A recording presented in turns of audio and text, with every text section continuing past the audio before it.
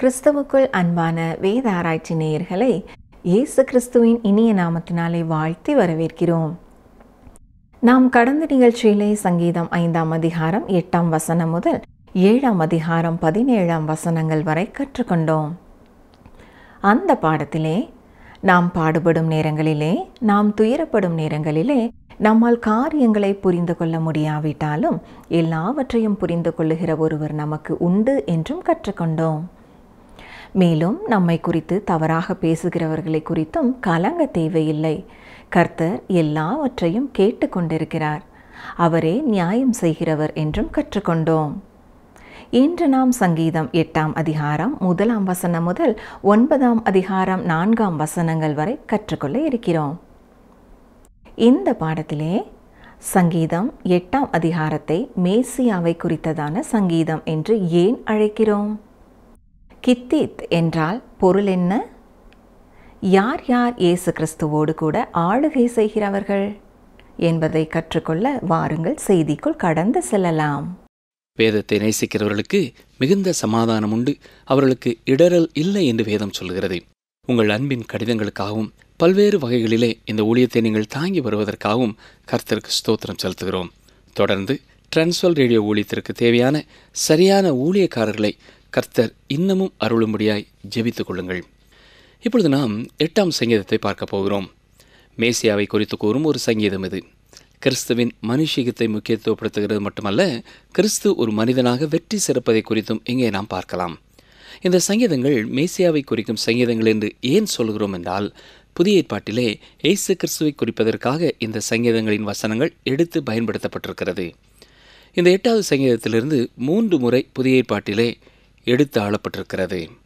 மத்தேயு 21ஆம் அதிகாரத்திலே இயேசு கிறிஸ்து எருசலேமிற்குள்ளே செல்லும் வெற்றி பவனி குறித்து வாசிக்கிறோம். மத்தேயு 21:9 தாவீதின் குமாரனுக்கு ஓசன்னா என்று சொல்லுகிறதை நாம் பார்க்கிறோம். பிரதான ஆசாரியரும் வேத பாரகரும் இதற்கு என்ன சொன்னார்கள்? கவனியங்கள், 16ஆம் வசனம் வாசிக்கிறேன். இவர்கள் சொல்லுகிறதை கேட்கிறீரோ என்றார்கள். அதற்கு இயேசு, ஆம் கேட்கிறேன். குழந்தைகளுடைய வாயினாலும் பாலகருடைய வாயினாலும் துதி உண்டாகும்படி செய்தீர் என்பதை நீங்கள் ஒரு காலம் வாசிக்கவில்லையா என்று கேட்கிறார். உண்மையில் இயேசு கிறிஸ்து 8ஆம் சங்கீதம் 2ஆம் வசனத்தை தான் அவர்களுக்கு சுட்டி காட்டினார். இயேசு சொல்வது என்ன? நீங்களும் வேதத்தின் அந்த பகுதியை வாசிப்பீர்கள் என்றால் இந்த பிள்ளைகள் சொல்வது என்ன என்பதை புரிந்து கொள்வீர்கள் என்பது போல கூறுகிறார். இந்த சங்கீதத்திலிருந்து புதிய ஏற்பாட்டில் எடுத்தாளப்பட்டிருக்கிற மற்றும் ஒரு வசனம் 1 கொரிந்தியர் 15ஆம் அதிகாரம் 27ஆம் வசனம். இது உயிர்த்தெழுதலை குறித்து சொல்லப்பட்டிருக்கிற ஒரு அதிகாரம். சகலத்தையும் அவருடைய பாதத்திற்கு கீழ்ப்படுத்தினாரே என்று சொல்லப்பட்டிருக்கிறது. இதே வாக்கியத்தை 8ஆம் சங்கீதம் 6ஆம் வசனத்திலையும் வாசிக்கிறோம். இந்த சங்கீதம் நம்முடைய நாட்களை குறிக்கவில்லை என்பது மிக தெளிவாக காணப்படுகிறது.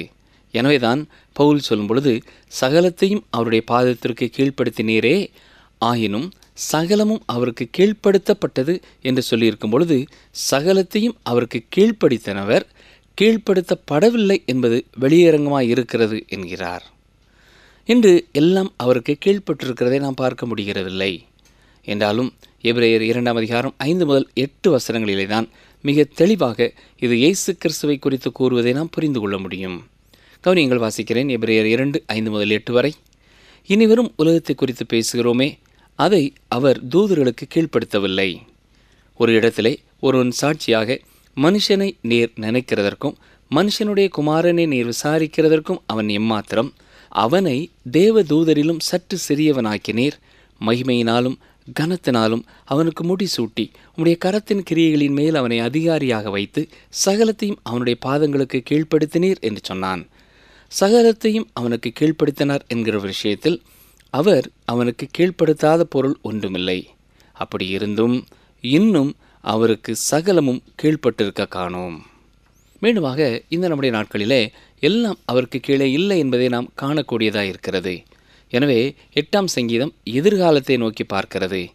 மேசியாவை குறித்து சொல்லும் இந்த 2வது சங்கீதம், எங்கள் ஆண்டவராகிய கர்த்தாவே, உம்முடைய நாமம் பூமி எங்கும் எவ்வளவு மேன்மை உள்ளதாக இருக்கிறது, உம்முடைய மகத்துவத்தை வானங்களுக்கு மேலாக வைத்தீர் என்று ஆரம்பமாகிறது. நாம் வாழ்கிற இந்த காலத்தை அது குறிக்கவில்லை. இந்நாட்களிலே தேவனுடைய நாமம் மிகவும் உயர்த்தப்பட்டதாக இந்த உலகத்திலே இல்லை. இன்றைக்கு பல இடங்களிலே தேவனுடைய நாமம் தூஷிக்கத்தான் படுகிறதை ஒழிய அவருடைய நாமம் பூமியிலே மேன்மை உள்ளதாய் இல்லை. பலர் தேவனுடைய நாமத்தினாலே சத்தியம் பண்ணுகிறார்கள், சபிக்கவும் செய்கிறார்கள். ஆனால் பார்த்தால் படித்தவர்களைப் போல தெரிகிறது. நல்ல உடை அணிந்திருக்கிறார்கள். சொல்லப்போனால் தேவனை குறித்து இன்றைக்கு மக்கள் அதிகமாக எண்ணுகிறதில்லை, அதிகமாக அவரை குறித்து பேசுகிறதும் இல்லை. தேவனை குறித்து செய்தியிலே நாம் கேட்கிறதில்லை. கர்த்தருடைய வார்த்தைகளை மனிதர்கள் வாசிக்க விரும்புகிறதில்லை. பள்ளியிலே அதை கற்றுக் கொடுக்க கூடாது என்று சொல்கிறார்கள். ஆனால் அசுத்தமான புத்தகங்களை எல்லாம் கடைகளிலே விற்பனை செய்ய அனுமதி அளிக்கப்படுகிறது. நம்முடைய பிள்ளைகளுக்காக, பேர பிள்ளைகளுக்காக பள்ளியிலே ஜெபங்கள் ஏறெடுக்கப்படும் என்றால் அது ஒரு தனி மனிதனுக்கு எத்தனை மகிழ்ச்சி தரும் காரியமாயிருக்க வேண்டும். எனவே பிரியமானவர்களே, இன்றைக்கு தேவனுடைய நாமம் அந்த அளவு மகத்துவம் உள்ளதாய் இல்லை.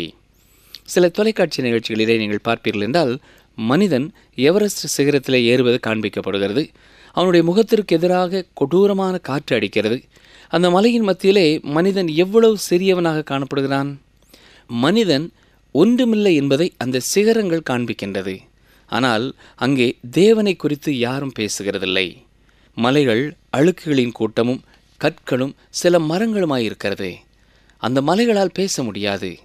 மனிதன் மிக சிறியவனாக தெரியும்படி அது அகோரமாய் மனிதருக்கு எதிர்த்து நிற்கிறது. ஆனால் தேவனே அந்த சிகரத்தையும் செய்தார் என்பதை மனிதன் உணர்கிறதில்லை. தேவன் எவ்வளவு பெரியவர் என்பதை மனிதன் கற்று அறிந்து கொள்கிறதில்லை. இயற்கை குறித்து பேசுகிறார்களே ஒழிய இயற்கையை உண்டு பண்ணிய இறைவனை குறித்து பேச முடியவில்லை. ஆம் பிரியமானவர்களே, இன்றைக்கு தேவனுடைய நாமம் பூமி எங்கும் மேன்மை உள்ளதாய் இல்லை. 8ஆம் சங்கீதத்தின் முதல் வசனம் ஒரு தீர்க்க தரிசனம். இது எதிர்காலத்தை நோக்கி பார்க்கிறது, ஒரு மகிமையான எதிர்காலத்தை பார்க்கிறது. இந்த மேசியாவின் சங்கீதத்திலே தேவனுடைய மனிதனை நாம் பார்க்கிறோம். இயேசு கிறிஸ்துவின் மனித தன்மையை இது முக்கியத்துவப்படுத்துகிறது. இறுதியாக அவருடைய வெற்றியையும் இது அறிவிக்கிறது. 2வது சங்கீதத்திலே மனிதன் தேவனுக்கு விரோதமாக செய்யும் கலகத்தை குறித்து வாசிக்கிறோம். 8வது சங்கீதத்திலே இறுதியாக மனிதன் பூமியின் மேலே கட்டுப்பாட்டை பெற்றுக்கொள்வதை குறித்து வாசிக்கிறோம். இந்த பூமியிலே தேவனுடைய நாமம் மகிமைப்படும் ஒரு நாள் வருகிறது. இந்த சங்கீதமானது கித்தித் வாத்தியத்திலே வாசிக்க ராக தலைவனுக்கு ஒப்புவிக்கப்பட்ட தாவீதின் சங்கீதம் என்று பார்க்கிறோம். இதுபோலவே 81ஆம் சங்கீதமும் 84வது சங்கீதமும் கூட கித்தித் வாத்தியத்திலே வாசிக்க ராக தலைவனுக்கு ஒப்புவிக்கப்பட்ட சங்கீதங்கள். கித்தித் என்றால் பொருள் என்ன? இது ஒரு இசைக்கருவியின் பெயராகும். யூத பண்டிதர் ஒருவர் இதை குறித்து சொல்லும் பொழுது, கித்தித் என்ற வார்த்தையானது காத் என்ற பெயரிலிருந்து எடுக்கப்பட்டதென்றும் அந்த வாத்திய கருவியின் பெயரே காத் என்றும் சொல்கிறார். ஞாபகம் இருக்கிறதா? சவுல் ராஜாவுக்கு தாவீது தப்பி ஓடிய காலத்திலே அவர் அடைக்கலம் புகுந்து கொண்ட ஒரு இடம் காத். எனவே அங்கே இருந்த நாட்களிலே இந்த வாத்திய கருவியை அவர் வாசிக்க கற்றுக்கொண்டு அதை இஸ்ரவேல் மக்களுக்கும் அறிமுகப்படுத்தி இருக்க வேண்டும். வல்கேட் மொழிபெயர்ப்பு மற்றும் செப்துவகிந்தா மொழிபெயர்ப்புகளிலே இந்த கித்தித் என்பது திராட்சரச ஆலை என்று மொழிபெயர்க்கப்பட்டுள்ளது. இதிலேயும் ஒரு அர்த்தம் இருக்கிறது என்று சொல்லலாம். 8ஆம் சங்கீதத்திலே பாடுபடும் இயேசு கிறிஸ்துவை நாம் பார்க்கிறோம். இது நமக்காக அவர் இரத்தம் சிந்தியதை நினைப்பூட்டுகிறது. ஒரு மனிதனாக அவர் மரணத்தை ருசி பார்த்தார். பின்னாலே ஏசாயா கூறும் பொழுது இயேசு கிறிஸ்து ஏதோமிலிருந்து வந்தார் என்று சொல்கிறார். வாசிக்கிறேன். ஏசாயா 63:3.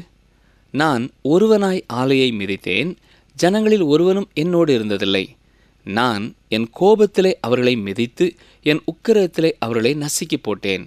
அதனால் அவர்கள் இரத்தம் என் வஸ்திரங்களின் மேல் தெரித்தது, என் உடுப்பையெல்லாம் கரைப்படுத்தி கொண்டேன். அவருடைய உடையிலே இருக்கும் திராட்சரசமானது அவருடைய சொந்த இரத்தம் அல்ல, எதிரிகளுடைய இரத்தம் என்கிறார். கவனியங்கள், இயேசு கிறிஸ்துவின் இரத்தத்தை குறித்து உங்களுக்கு எந்த உணர்வும் இல்லாமல் இருக்கும் என்றால், நீங்கள் ரட்சிக்கப்படாத ஒருவராய் இருப்பீர்கள் என்றால், அவர் உங்கள் நியாயாதிபதியாக வருவார். ஒன்று அவருடைய இரத்தம் அல்லது உங்களுடைய இரத்தம். இந்த உலகத்திலே மனிதனுடைய நிலைமை அதுதான். 8ஆம் சங்கீதம் பத்சேபாளுக்கு பிறந்த குழந்தை மரித்த பொழுது தாவீது எழுதியது என்று சிலர் சொல்கிறார்கள். சிலர் கோலியாத்தின் மரண தருவாயிலே இது எழுதப்பட்டது என்றும் சொல்கிறார்கள். ஏன் இவ்வாறு மற்றவர்கள் கூறுவதையெல்லாம் நான் சொல்கிறேன் என்றால், இந்த சங்கீதமானது மிக ஆழமான அர்த்தம் நிறைந்த சங்கீதமாயிருக்கிறது. இந்த சங்கீதத்திலே வானத்தை குறித்தும் சந்திரனை குறித்தும் நட்சத்திரங்களை குறித்தும் மட்டுமல்ல, பால் குடிக்கும் குழந்தையை குறித்தும் கூட நாம் படிக்கிறோம். இது 19ஆம் சங்கீதத்திற்கு ஒரு இணையான சங்கீதமாயிருக்கிறது. இந்த 19ஆம் சங்கீதம் வேத வசனத்தை குறித்தும் சூரியனை குறித்தும் சொல்கிறது. ஆனால் 8ஆம் சங்கீதத்திலே சூரியனை குறித்து சொல்லப்படவில்லை. கவனியங்கள், வாசிக்கிறேன். சங்கீதம் 8 முதல் 2 வசனங்கள்.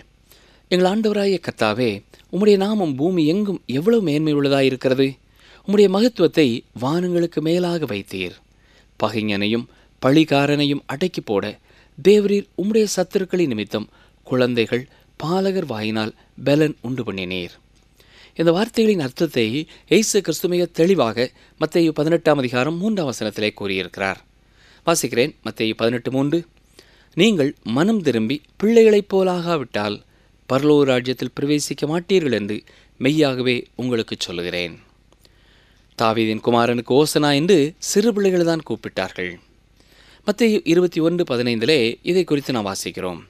இப்படி ஓசன்னா பாடி பாலரோடு சென்ற பவுனியை சிலர் ஒரு வெற்றியின் பவுனி என்று அழைத்தாலும், உண்மையான வெற்றியின் பவுனி இயேசு கிறிஸ்து மீண்டுமாக இந்த பூமிக்கு வரும்பொழுதே நடைபெறப் போகிறது.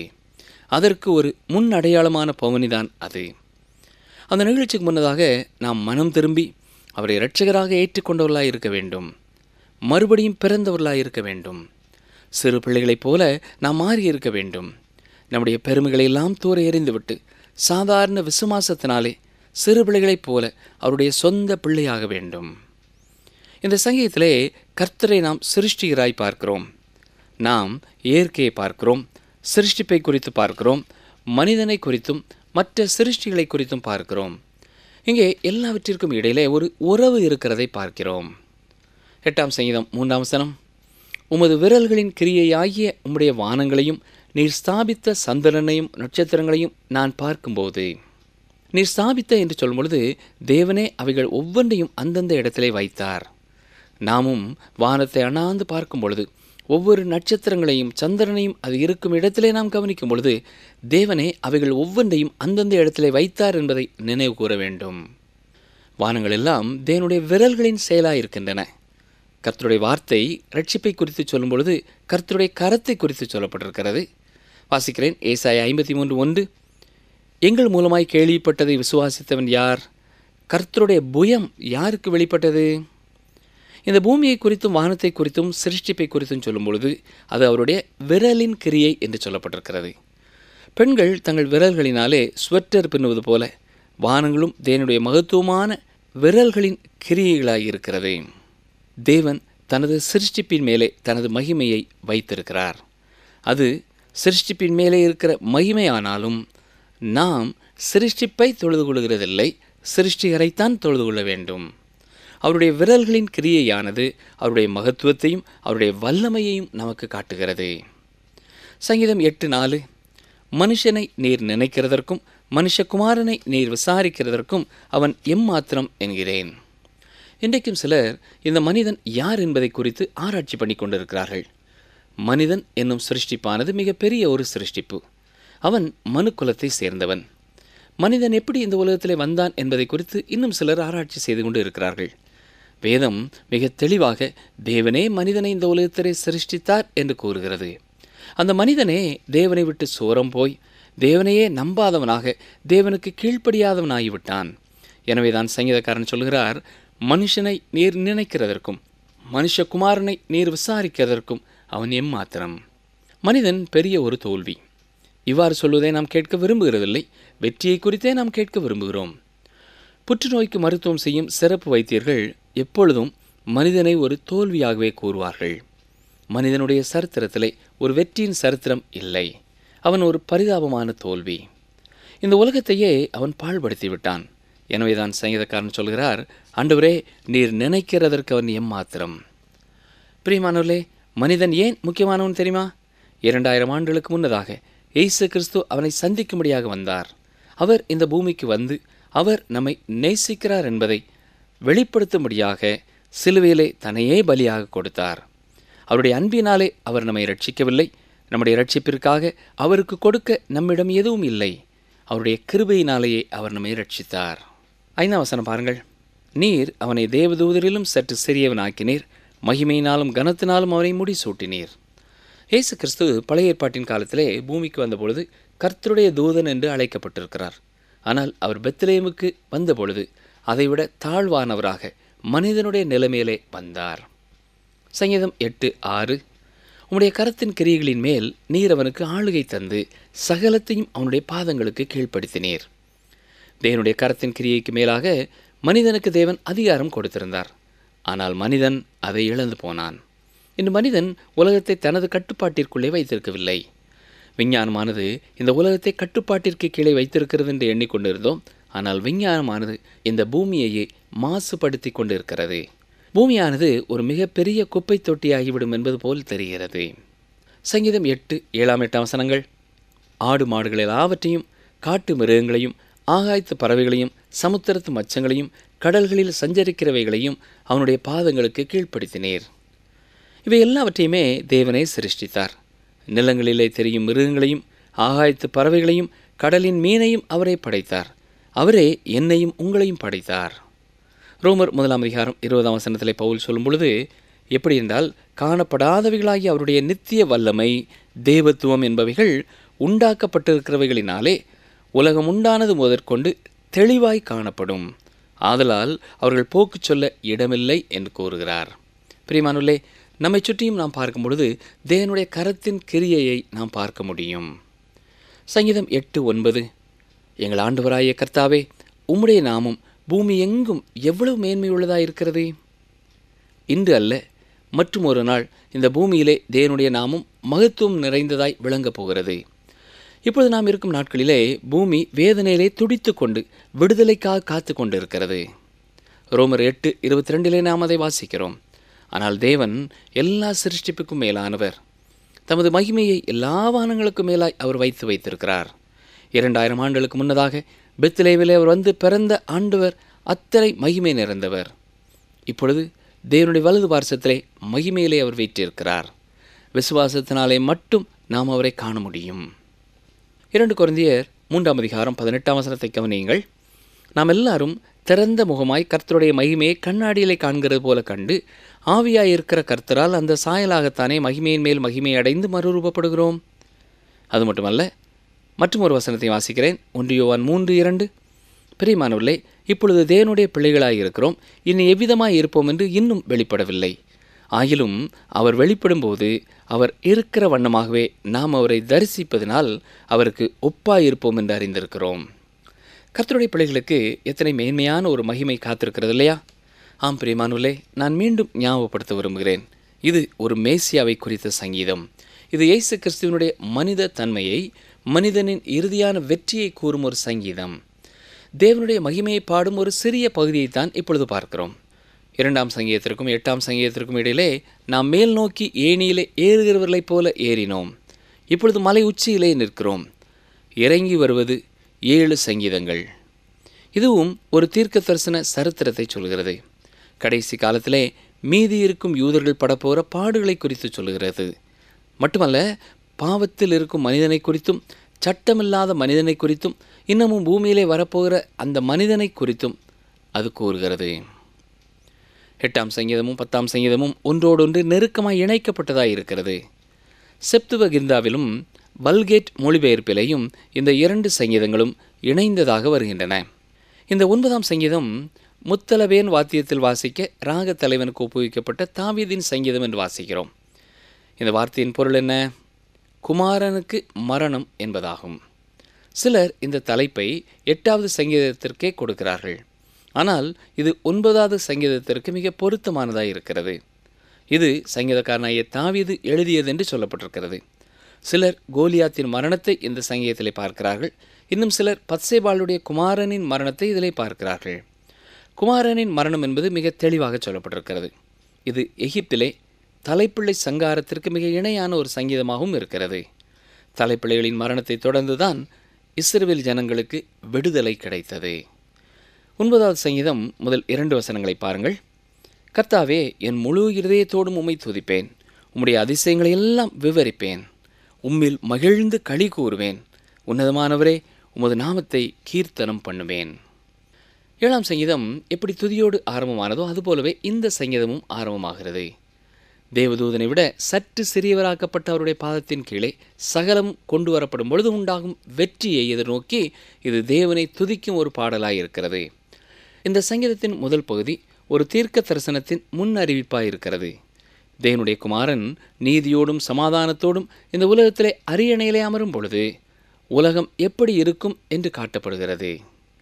எதிர்கால விடுதலையை கருத்தில் கொண்டவர்களாக அந்நாட்களிலே வாழும் சகல ஜனங்களும் தேவனை துதிக்கும் ஒரு துதியாயிருக்கிறது.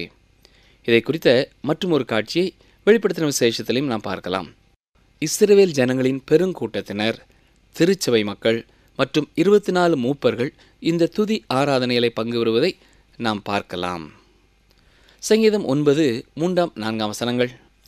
என் சத்துருக்கள் பின்னாக திரும்பும்போது உமது சமூகத்தில் அவர்கள் இடருண்டு அழிந்து போவார்கள். நீர் என் நியாயத்தையும் என் வழக்கையும் தீர்த்து நீதியுள்ள நியாயாதிபதியாய் சிங்காசனத்தின் மேல் வீற்றிருக்கிறீர். மீண்டுமாக 8வது சங்கீதத்தில் சொல்லப்பட்டிருக்கிற ராஜ்யத்தின் காலத்திற்குள்ளே நாம் கடந்து செல்கிறோம். அந்நாட்களிலே எல்லாமே அவருடைய பாதங்களுக்கு கீழே கொண்டு வரப்படும். ஜான் நாக்ஸ் என்ற தேவ மனிதர் சொல்லும் பொழுது, எப்பொழுதும் தேவனோடு இருக்கும் ஒருவனும் மிகப்பெரிய ஒரு கூட்டம் என்கிறார். தேவனை தன்னுடைய பக்கம் இழுக்க வேண்டும் என்பதை குறித்து அவர் பேசவில்லை, அவன் தேவனுடைய பக்கம் இருக்க வேண்டும் என்று சொல்லுகிறார். பிரியமானவர்களே, நாமும் கர்த்தரின் பக்கத்திலே இருக்கிறோமா என்பதை உறுதி செய்து கொள்வோமா? அவர் என் பக்கத்தில் இருக்கிறாரா என்பதல்ல, நான் அவர் பக்கத்திலே இருக்கிறேனா என்பதுதான் மிக முக்கியமான ஒன்று. நிகழ்ச்சியை கேட்டுக்கொண்டிருந்த எனக்கு அருமையான சகோதரனை சகோதரியே, சங்கீதக்காரனுடைய வாழ்க்கையிலே தேவனுடைய மகத்துவங்களை உணர்ந்து எதிர்காலத்திலே எப்படி அத்தனையும் அவருடைய கரத்திற்கு கீழே செல்ல போகிறது என்பதை உணர்ந்து அறிந்து பேசியிருக்கிறார். இன்றைக்கு உலகத்திலே எல்லாம் அவருடைய கட்டுப்பாட்டிற்கு கீழே இல்லாவிட்டாலும் ஒரு நாள் வரும், அன்று எல்லாமே அவருடைய நாமத்தை மகிமைப்படுத்தும். அந்த நாட்களுக்கு முன்னதாக இந்த உலகத்திலே வாழுகிற யார் யார் அவருடைய அன்பை உணர்ந்து கொண்டு அவருடைய கிருபையை உணர்ந்து கொண்டு அவரை இரட்சகராக ஏற்றுக்கொள்கிறார்களோ அவர்கள் அவரோடு கூட ஆளுகை செய்ய போகிறார்கள். அவர் நியாயாதிபதியாக வரப்போகிறார். இன்றைக்கு நமக்கும் அவருக்கும் உள்ள உறவு எப்படிப்பட்டதாக இருக்கிறது? சற்றே எண்ணி பார்ப்போமா? நாம் எப்பொழுதும் அவர் அருகிலே இருக்கிறோமா? அவர் அருகிலே ஒரு செல்ல பிள்ளையைப் போல அவருக்கு பிரியமான காரியங்களை செய்கிறவர்களாக வாழ நம்மையும் அர்ப்பணிப்போமா? ஜெபிப்போம். நேசிக்கிற அன்பின் ஆண்டவரே, தாவீது ராஜாவுடைய வாழ்க்கை மூலமாக நீர் எதிர்காலத்தை குறித்து தீர்க்க தரிசனமாய் சொன்ன அத்தனை காரியங்களுக்காகவும் நாங்கள் உமக்கு நன்றி செலுத்துகிறோம். ஆண்டவரே, நீர் இந்த உலகத்திலே செய்ய நினைத்த காரியம் தடைபடாது, அதற்காக உமக்கு ஸ்தோத்திரம். அண்ட சராசரங்களும் உம்முடைய மகிமையை வெளிப்படுத்த முடியாய் நீர் படைத்திருக்கிறீர். இதை பார்க்கிறவர்கள், இயற்கையோடு இடைபடுகிறவர்கள் உம்மை அறிந்து கொள்ள நீரை கிருபை செய்ய வேண்டும் என்று சொல்லி நாங்கள் ஜெபிக்கிறோம். இயற்கையின் மூலமாய் நீர் இவ்வளவு உம்மை வெளிப்படுத்தியிருக்க உம்மை மறுதளிக்கிற ஒவ்வொருவரையும் குறித்து பாரத்தோடு ஜெபிக்கிறோம். அவர்கள் எப்படியாவது தடவியாவது உம்மை கண்டுகொள்ள நீர் அவர்களுக்கு கிருபை தர வேண்டும் என்று கேட்கிறோம். இயேசு இரட்சகரின் நல்ல நாமத்தினாலே வேண்டிக் கொள்கிறோம் பிதாவே, ஆமென். அன்பர்களே, இந்த நாளிலும் நாம் கற்றுக்கொண்டது என்ன? 8ஆம் சங்கீதம் மிக ஆழமான அர்த்தம் நிறைந்த சங்கீதமாக இருக்கிறது. இந்த சங்கீதத்திலே வானத்தை குறித்தும் சந்திரனை குறித்தும் நட்சத்திரங்களை குறித்தும் மட்டுமல்ல, பால் குடிக்கும் குழந்தையை குறித்தும் கூட நாம் படிக்கிறோம். இது 19ஆம் சங்கீதத்திற்கு இணையான சங்கீதமாய் இருக்கிறது. நாம் வானத்தை அன்னார்ந்து பார்க்கும்போது ஒவ்வொரு நட்சத்திரங்களையும் சந்திரனையும் அது இருக்கும் இடத்திலே நாம் கவனிக்கும்போது தேவனே அவைகள் ஒவ்வொன்றையும் அந்தந்த இடத்திலே வைத்தார் என்பதை நினைவு கூற வேண்டும். வேதம் மிக தெளிவாக தேவனே மனிதனை இந்த உலகத்திலே சிருஷ்டித்தார் என்று கூறுகிறது. ஆனால் மனிதன் தேவனை நம்பாதவனாக தேவனுக்கு கீழ்ப்படியாதவன் ஆகிவிட்டான். எனவேதான் சங்கீதக்காரன் சொல்கிறார், மனுஷரை நீர் நினைக்கிறதற்கும் மனுஷகுமாரனை நீர் விசாரிக்கிறதற்கும் அவன் எம்மாத்திரம் என்கிறார். அன்பர்களே, இன்று நாம் கர்த்தரின் பக்கத்தில் இருக்கிறோமா? அவர் என் பக்கத்தில் இருக்கிறாரா என்பது முக்கியமல்ல, நான் அவர் பக்கத்தில் இருக்கிறேனா என்பதுதான் முக்கியம். மீண்டும் அடுத்த நிகழ்ச்சியிலே சந்திப்போம். கர்த்தர் உங்களை ஆசீர்வதிப்பாராக. உங்கள் இருதயம் துவளாமலும் நீங்கள் பயப்படாமலும் இருங்கள். எரேமியா 51:46.